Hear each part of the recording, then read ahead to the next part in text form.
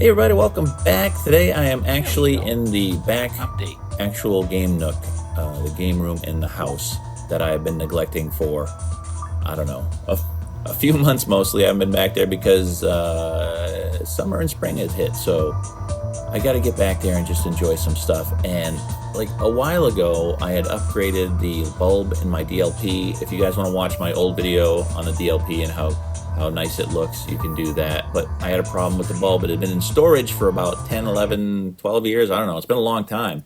And I think that's why I put it away, because the bulb was flickering. So fortunately, I got a great deal on a new bulb online from a fine gentleman that was selling a OEM bulb that had come out of an original TV that needed to be serviced long ago, and he's just been sitting on it forever. So these bulbs can be very expensive. I got it for a good deal. I didn't want to invest a lot of money in this TV, but hey, it's up and working perfectly now. So now I'm thrilled, and the HDMI is a great place to play games like the Evercade on. And my Evercade needed an upgrade, not an upgrade, an update. And the update includes things where you can see their whole catalog and what you've collected. Now this is the Atomic Edition. I have a video that shows some gameplay from that if you want to see that too. But also, this update gives you a free game, and that's Block'em Sock'em, and that's by John Hancock. And I believe he's made this in conjunction with some other folks, and he is the featured character in here. You may know John Hancock from his own channel, the Immortal John Hancock, or from hanging out with Metal Jesus. But knowing that this was a free puzzle game, and I usually enjoy puzzle games to a certain degree, so I thought, hey, let's get all this done. I got to get back there. I got to check the TV, make sure it's working good. I got to upgrade my Evercade because I haven't done anything with it except for the Duke Nukem stuff because it's the Atomic Edition.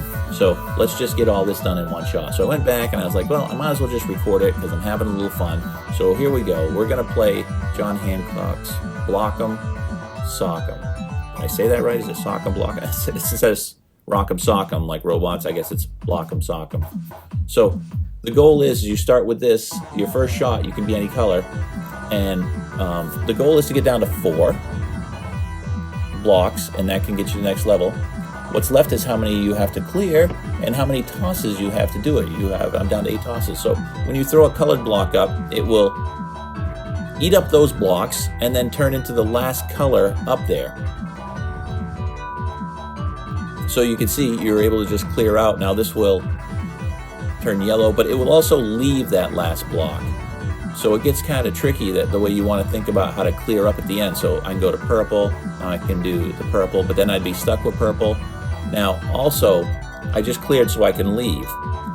If you run out of moves, you'll take your shot, and if you've run out of moves, you will then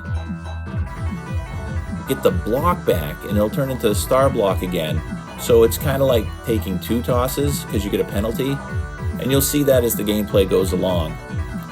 But at first, I wasn't really sure of the gameplay. I tried to read that front screen too quick, and I didn't understand everything I was doing. I knew you had to throw the colors at the colors to clear them, but I made the mistake of not knowing the rules of what the tosses were, what your goal was at first, because I didn't realize how I was passing through things. Now you can see here, I have 1 toss left. I would have to go way to the right, and I'm not thinking because I didn't figure this out yet.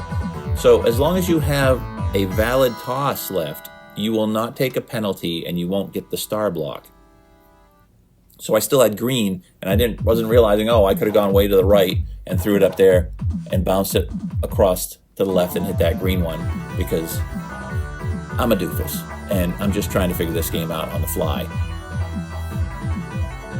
But as I played a little more, I started recognizing, even without understanding, what's going on.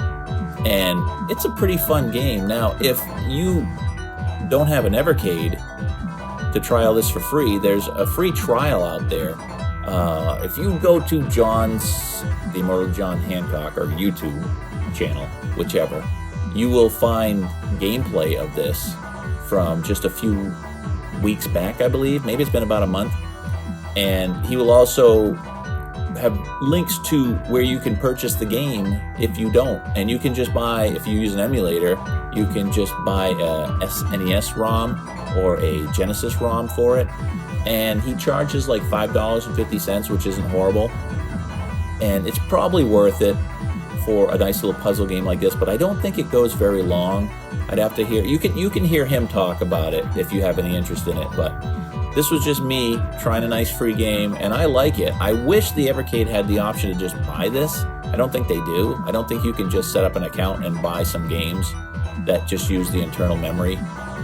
That would be great, because if they were offering this game up as a free sample, plus you had the option to purchase this for maybe a discount, like maybe $3.99 instead of $5.50 or something, I'd do it in a heartbeat, because I had some fun with this. I played it for probably 30-40 minutes, and I know I'll go back and play it again as long as it's available. I think it said on his channel you get 30 days. I don't know how they do that. Maybe there's a timer that starts and it locks it out after 30 days. Or I'm guessing it's not available forever, because then you just could avoid the update if you didn't really need another update and just have this game for free forever. So it's really fun, and it's thought-provoking, because you'll see in the later parts here, I kind of stop and start looking at planning out how I'm going to attack the board instead of just throwing stuff up. So there is quite a bit of strategy that can be involved in this, and luck too. If you're just throwing it up there, I'm sure a younger child would have fun just trying it over and over to see if they can get through it. But then as you know, you're older, you start looking at things different, and you may actually really start to want to develop strategies, and even to the point of, I'm sure every one of these puzzles has a solution where you can get rid of every color. And that would be interesting, and I'm gonna probably go back to the very first one when I play this next and just keep trying the first level until I figure that out. So there we have it. This is John Hancock's game that he released recently, and he's got others if you're interested. Like I said, you can check out his channel and he has links to them. But for free, hey, I can't complain. I'm having some fun with this. I'm sure I'll put several hours into this before I can't play it anymore, and then I'll have to see if the addiction factor is still there and whether or not I'll spend the money to actually buy it. Hey, thanks for watching. If you guys like this kind of content, I've got more of it. You can check it out. You know, feel free to subscribe if you want. If not, you watch a video or two, and then I'll just randomly pop up in your feed every once in a while, and that's okay too, because it's just nice to see everybody once in a while. And it's also great when I hear from other small YouTubers in the retro gaming community that are, you know, just low numbers like me, not too serious about it, but they've got that extra content that you just don't find in the big YouTubers, which they're fabulous too, but sometimes you just want to watch a normal person with a low production value just having a good time with something that they enjoy. So, and hey, one little last thing is, boy, can we give it up for this music? I don't know who created this, but this is pretty rockin' music, and it keeps me invested in playing because it's just kicking. So, and I'll tell you, the speakers, this is why I love old TVs.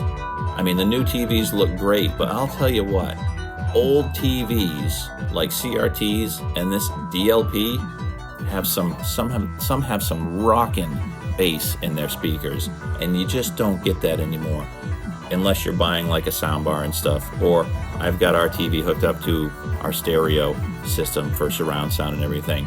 But you know, it's nice to just have one TV to turn on and just have some rockin' video game tunes playing out of it while you're enjoying the game. That's all I got to say for today. Thanks for watching, everybody. We'll see you next time. So long.